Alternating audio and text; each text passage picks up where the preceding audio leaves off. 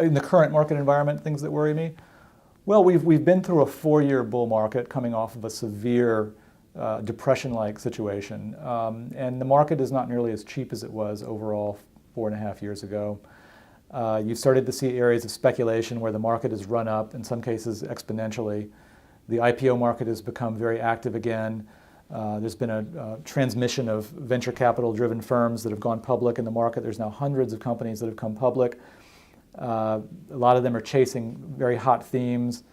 Some of the current ones are things like cloud computing, business analytics, big data is another big concept. Some of these are kind of reincarnations of old themes that now have new names on them, but Wall Street promotes and in some cases hypes these areas, and it gets carried to excess.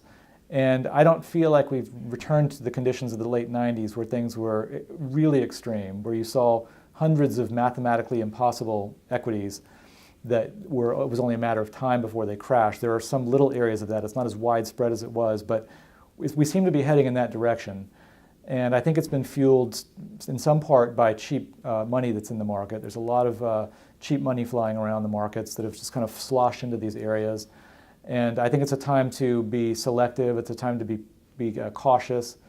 It's a time to think more about hedging your gains. I still think there's plenty of great investment ideas on the long side if you do your research. You have to do more work now to find the ideas. It's not like you have tons of them staring you in the face like you did in 2009.